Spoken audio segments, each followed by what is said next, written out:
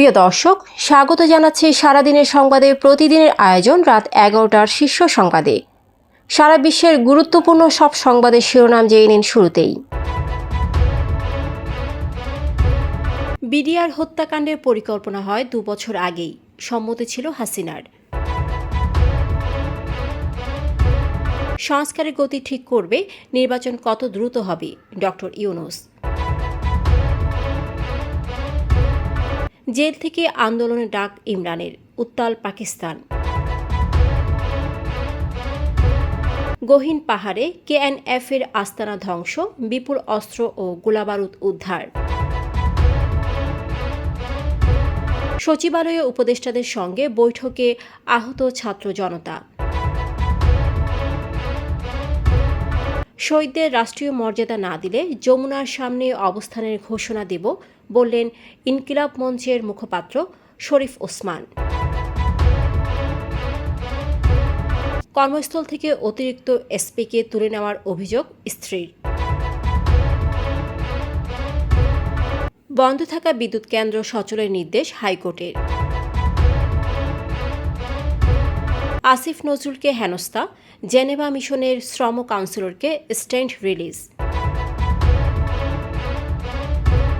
ওমরা পালনের নতুন নির্দেশনা সৌদি আরবের। প্রিয় দর্শক, এবারে জেনে নিন বিস্তারিত। ফ্যাশন ব্র্যান্ড মানে আর্ট। পিলখানা হত্যাকাণ্ডে 2 বছর আগে থেকেই এর পরিকল্পনা হয়। দেশের ইতিহাসে নৃশংসতম ঘটনার পরিকল্পনা বাস্তবায়নের জন্য 2007 সালেই বিপথগামী বিডিআর সদস্যরা ব্যারিস্টার ফজলে নূর তাপসের সঙ্গে যোগাযোগ করেন। হত্যাকাণ্ড সংঘটিত হওয়ার আগে বেশ কয়েকবার তাপসের সঙ্গে তাদের বৈঠক হয়। সর্বশেষ 2009 সালের 22শে ফেব্রুয়ারি স্থানীয় আওয়ামী লীগ নেতা ও সাবেক বিডিআর সদস্য তোরাব আলীর বাড়িতে অনুষ্ঠিত বৈঠকে তাপস বিডিআর ডিজি ও তার স্ত্রীকে হত্যার পরিকল্পনা অনুমোদন করেন। ফেব্রুয়ারির মাঝামাঝিতে শেখ সেলিমের সঙ্গেও 10-12 জন বিডিআর সদস্য দেখা করেন। বিপথগামী বিডিআর সদস্যদের জানানো হয়েছিল ওই হত্যাকাণ্ড সংগঠনে শেখ হাসিনা সরকারের সম্মতি আছে।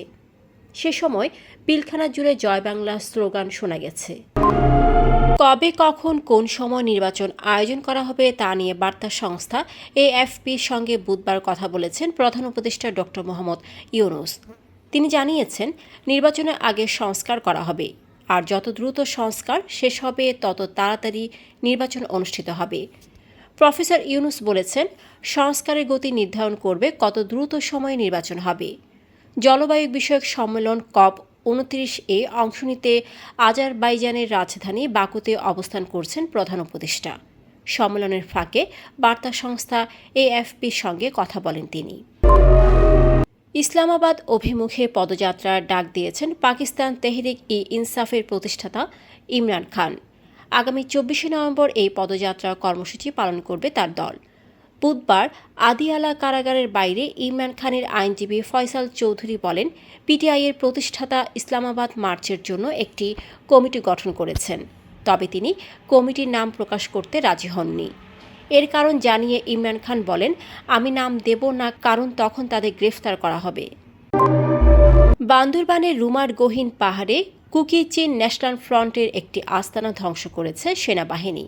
এ সময় আস্তানা থেকে AK-47 রাইফেল সহ বিপুল পরিমাণ অস্ত্র ও গোলাবারুদ উদ্ধার করা হয়। বৃহস্পতিবার ভোরে উপজেলার মুনলাই পাড়ার একটি গহীন পাহাড়ে অভিযান চালিয়ে ওই আস্তানা ধ্বংস করা হয়। আইএসপিআরের পক্ষ থেকে এক প্রেস বিজ্ঞপ্তির মাধ্যমে এ তথ্য নিশ্চিত করা হয়েছে।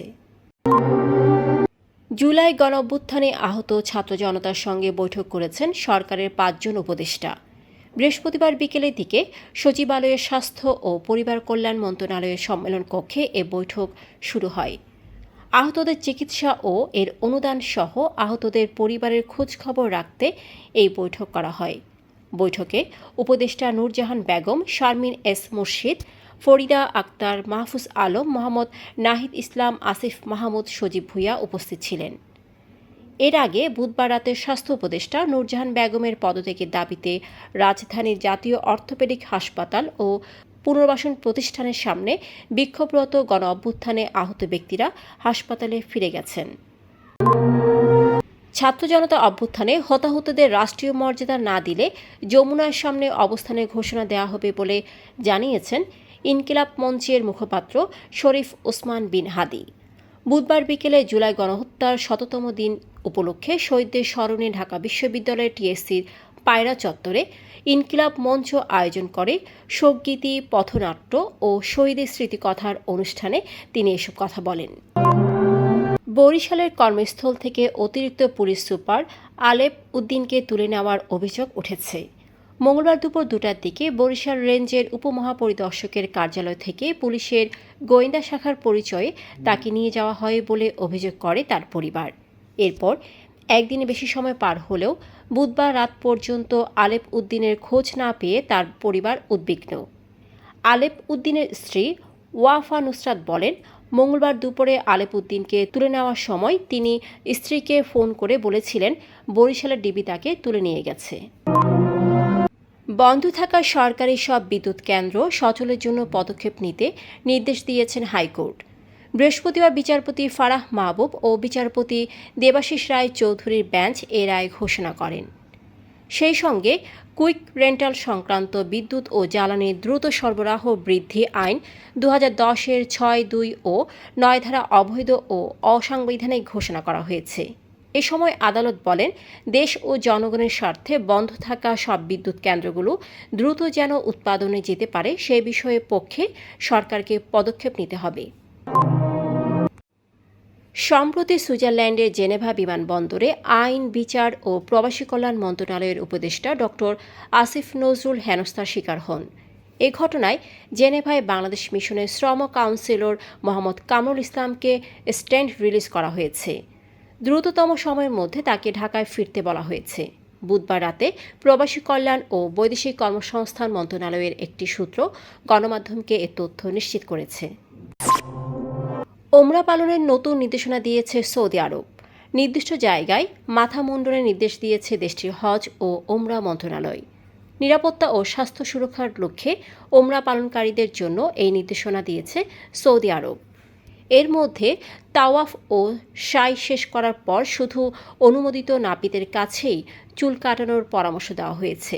এই নির্দেশনায় বিশেষভাবে গুরুত্ব দেওয়া হয়েছে স্যানিটেশন ব্যবস্থা নিশ্চিত করার উপর। দর্শক, এতক্ষণ আমাদের সাথে থাকার জন্য ধন্যবাদ। প্রতি মুহূর্তে দেশ বিদেশের গুরুত্বপূর্ণ সব সংবাদ জানতে চোখ রাখুন সারাদিনের সংবাদের অফিসিয়াল ফেসবুক পেজে। Fashion brand Mani Art. Men's, ladies and kids wear.